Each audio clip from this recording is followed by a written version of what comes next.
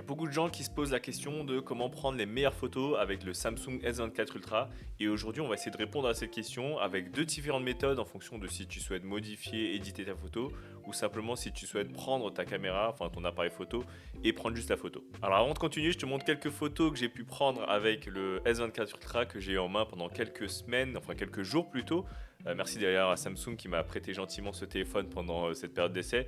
Et bien sûr, comme vous avez pu le voir, je ne suis pas non plus photographe professionnel, mais voici quelques plans que j'ai pu prendre avec directement le téléphone. J'ai essayé de prendre un peu à gauche, à droite, des choses que je voyais dans la vie de tous les jours. Hein. C'est pas forcément des plans que j'ai préparés ou scriptés. Dites-moi ce que vous en pensez dans les commentaires, s'il y a des choses que je peux améliorer en termes de composition. Mais voilà, aujourd'hui on va surtout regarder comment paramétrer son téléphone pour avoir les meilleurs paramètres, les meilleurs settings pour prendre des meilleures photos et peut-être même vidéos. Alors déjà, avant d'aller dans l'application caméra, tu peux aller soit dans les paramètres, aller tout en bas et tu vas dans application et tu scrolles jusqu'à l'appareil photo et là tu auras tous les paramètres de l'appareil photo. Moi ce que j'aime bien faire aussi c'est directement aller dans l'appareil photo et en fonction du mode que tu utilises, tu auras par exemple directement la roue dentée en haut à gauche, ce qui permet d'accéder aux paramètres du mode dans lequel tu es, par exemple si tu es dans les photos ou dans les vidéos. Donc voilà, la première méthode, c'est la méthode, on va dire simple, c'est la méthode que je recommande si tu veux pas te casser la tête, si tu veux juste prendre ton Samsung S24 Ultra et prendre des bonnes photos.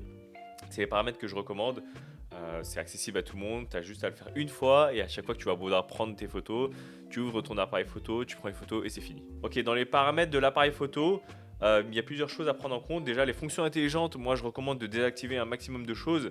Donc je désactive en général l'analyse des docs et des textes. Je laisse quand même le QR code parce que j'aime bien scanner les QR codes. L'aide au cadrage, bon ça tu peux le laisser. Et optimisation intelligente, c'est là où Samsung a surtout poussé l'intelligence artificielle aujourd'hui dans son nouvel OS et aussi dans son nouveau téléphone. Moi, je recommande de tout désactiver si tu veux pas avoir des artefacts, si tu veux pas avoir des corrections non voulues. Après, voilà, je sais que des gens, ils aiment bien avoir des optimisations logicielles. Personnellement, si vous voulez vraiment avoir des photos, on va dire, les plus naturelles possibles, je vous conseille de désactiver, donc il faut mettre l'option minimum. Ensuite, dans les paramètres des photos, on peut par exemple faire glisser la touche du déclencheur pour prendre une rafale ou créer un fichier GIF. Je vous avoue que ça, je l'utilise pas trop, donc ça, je ne change pas. Le filigrane, bien sûr, on n'en veut pas, sauf si vous voulez un gros watermark dessus. Et dans les options avancées pour les photos, c'est là ce qui va être intéressant. Il faudra bien cocher les photos haute performance. Ce sera un fichier au format HEIF, HEIF, je ne sais même pas comment on dit. Mais c'est un format avec plus d'efficacité, ce qu'ils appellent ça comme ça. Ça prend en général plus de place aussi sur ton téléphone, donc bien à prendre en compte. Et ensuite, dans le format du photo du mode pro, ce qui va nous intéresser dans un second temps, hein, c'est bien mettre le format RAW, ce qui est un format ce qu'on appelle brut. Ça veut dire qu'il y aura plus d'informations sur la photo et tu vas pouvoir plus jouer dessus pour éditer la photo, tu verras dans un second temps. Ok, on revient dans les selfies. Tu peux enregistrer les selfies comme aperçu. Personnellement, je le fais pas. Tu peux glisser haut et bas pour changer d'appareil photo. Bon, ça, pourquoi pas si tu as envie. Et là, dans les vidéos, tu peux choisir le nombre d'IPS automatique. Je t'invite à le faire, à mettre sur désactiver pour pas qu'il le fasse automatiquement. Stabilisation vidéo, ça c'est un peu comme tu veux, mais en général, quand tu appliques de la stabilisation vidéo, ça crop un peu, ça veut dire que ça rogne un peu ta vidéo déjà.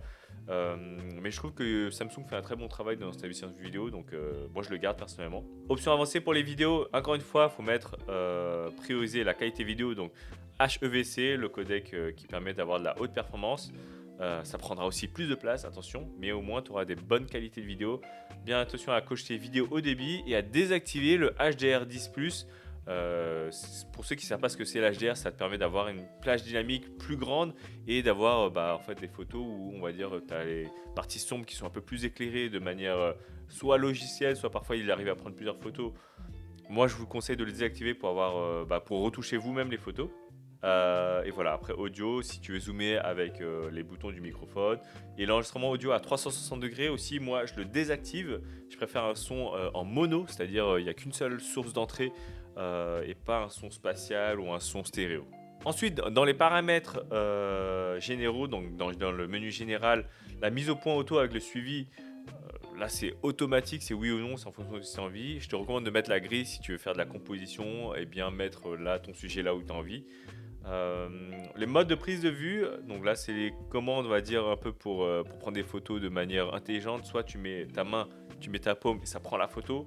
Soit tu peux le mettre aussi avec les commandes vocales. Donc tu dis prends une photo, enfin je sais pas c'est quoi, c'est sourire, cheese, capture, shooter. Moi je le mets pas. Et là très important, paramètres à conserver.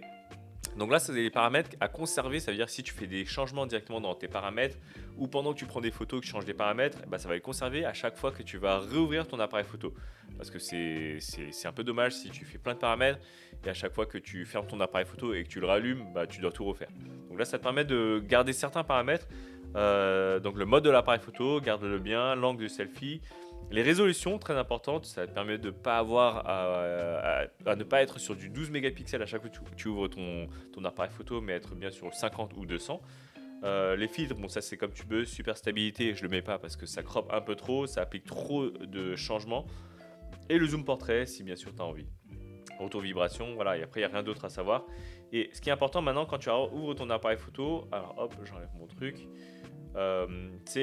Déjà moi je désactive toujours le photo avec mouvement. C'est les photos on va dire live, ça veut dire tu prends une photo, ça prend une photo avant, après, enfin quelques photos avant, après. Pourquoi? Parce que ça va prendre plus de ressources et potentiellement dire que prendre une photo ça va être beaucoup plus long entre deux photos. Et très important, la résolution, tu cliques sur le 12M, ce qui veut dire 12 mégapixels, et tu mets sur 200 mégapixels, ce qui est la résolution maximum sur l'appareil photo principal de base sur le S24 Ultra. Et ça, c'est la méthode, on va dire simple. Là, tu pourras prendre des photos. Je te montre quelques exemples de photos que j'ai pris aussi en 200 mégapixels. Pourquoi je conseille la meilleure résolution possible? Évidemment, c'est parce que si tu as pris une photo de loin, tu pourras zoomer, faire du rognage et garder toujours une bonne qualité sur tes photos. Donc voilà, moi par exemple, là, je te prends une photo de 200 mégapixels que j'ai prise.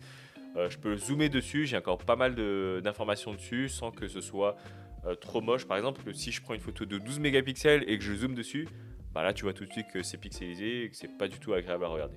Ok, ça c'était la partie on va dire simple si tu veux prendre juste des photos et pas te casser la tête. Maintenant je t'invite à aller dans le mode plus de ton appareil photo et de cliquer sur le mode pro. Donc tu as aussi Expert RAW, ça va encore plus loin mais bon le mode pro il est déjà suffisant à lui-même et tu as aussi le mode vidéo pro pour ceux qui veulent faire de la vidéo. Donc voilà, là on est dans le mode pro. Ce qu'il faut savoir aussi, c'est que dans le mode pro, on n'a pas de 200 mégapixels. Honnêtement, je ne sais pas pourquoi. J'essaie de faire des recherches dessus. J'ai pas trouvé trop de réponses. Apparemment, ils auraient du mal à gérer autant de données, d'optimisation. J'en sais rien. Écoutez, j'en sais rien. Si quelqu'un le sait, mettez-le dans les commentaires. Mais le maximum, c'est d'aller jusqu'à 50 mégapixels. Et là, ce qui est bien, c'est que, comme on a vu, on peut aller encore dans les paramètres, comme tout à l'heure. On vérifie bien que l'optimisation intelligente est désactivée au minimum. Et dans les options avancées dans la photo, bien faire attention à ce que le format de photo du mode pro soit en format RAW, donc le format brut, ce qui donne plus d'informations. Et voilà, maintenant dans le menu du mode pro, on a beaucoup plus de paramètres. On peut changer l'ISO, le speed, enfin tout ce que tu veux, la balance des blancs, aussi si tu veux changer le type de focus. Et franchement, si tu es connaisseur de l'appareil photo, tu connais déjà tous ces paramètres et c'est un plaisir de pouvoir naviguer dessus et de faire les changements que tu as envie.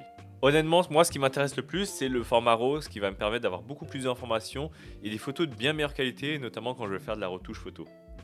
Encore une fois, je ne suis pas professionnel dans la photo, j'ai pris quelques photos et j'ai essayé de les retoucher en fonction de mes goûts. Bon, me jugez pas trop, mais je trouve que le rendu est un peu mieux déjà. Dites-moi encore une fois ce que vous en pensez dans les commentaires, ce que j'aurais pu faire mieux. Mais c'est ce que je conseille en tout cas à toutes les personnes qui ont un S24 Ultra de prendre ces photos dans le format pro, enfin dans le mode pro et au format RAW en 50 mégapixels. Bien sûr, qui dit 50 mégapixels, ça veut dire aussi que tu auras des objectifs en moins. Par exemple, le x3, il me semble que c'est limité à du 10 mégapixels et l'ultra grand angle à 12. Donc dans ce mode là tu auras que du mode wide, le grand angle de base de 200 mégapixels qui crop à 50 et le zoom téléobjectif de x5 il me semble si j'ai pas de bêtises qui est lui à 50 mégapixels. Personnellement je trouve que c'est largement suffisant. C'est vrai que si tu prends du grand angle ça sera sûrement pour avoir plus d'informations en termes de contenu sur la photo et pas pour les images la qualité. Mais moi quand je prends des photos et que je veux de la bonne qualité, par exemple pour Instagram, quand je veux reposter tout ça, je prends soit en grand angle, soit en téléobjectif, vraiment dans des cas très particuliers. Et voilà, tu peux revenir ensuite dans le mode vidéo aussi, enfin dans le mode plus et dans le mode vidéo pro. Voilà, il y a plusieurs modes aussi sur lesquels tu pourras jouer. Honnêtement, filmer en 8K aujourd'hui, je trouve que ça sert un peu à rien, à moins que tu filmes un truc en 8K et que tu veux zoomer dessus. Moi, ce que je conseille en général, c'est de l'Ultra HD, ce qui est du 4K. Après, c'est en fonction de tes envies. Si tu veux faire des slow-mo, tu peux filmer en 120. Moi, ce que j'aime bien, c'est le mode un peu cinématique, donc 24 mégapixels, n'importe quoi. 24 images par seconde, ce qui me permet d'avoir un rendu cinématique. Je crois que j'ai pas pris d'exemple dessus. Mais voilà, après, c'est un peu les goûts et les couleurs. Si par exemple, vous voulez vraiment des slow-mo, vous pouvez prendre en 120 ou en 60 et ensuite diviser par 2 ou voire par 4. Euh, mais pour les réseaux sociaux, honnêtement, même si vous voulez garder de l'espace, je vous conseille de filmer en Full HD, Full HD 60 ou même 30, 24, ce qui est largement suffisant parce que sur les réseaux sociaux, dans tous les cas, c'est compressé. Et en plus, ça vous permet de gagner un peu plus d'espace de stockage sur votre téléphone. Encore une fois, dans le mode pro de vidéo, vous avez beaucoup plus de paramètres. On a aussi, par exemple, ce qui est intéressant, c'est le mode microphone. On a Omni avant, arrière. Pour ceux qui ne comprennent rien à ça, c'est très simple. Omni, ça permet de enregistrer le son tout autour du téléphone, avant à l'avant du téléphone et arrière à l'arrière du téléphone, comme son nom l'indique. Voilà, j'espère que ça t'a aidé à comprendre comment prendre des meilleures photos sur ton S24 Ultra. Si ça t'intéresse, je ferai aussi pour d'autres téléphones comme l'iPhone 15 Pro et même le Google Pixel 8 Pro.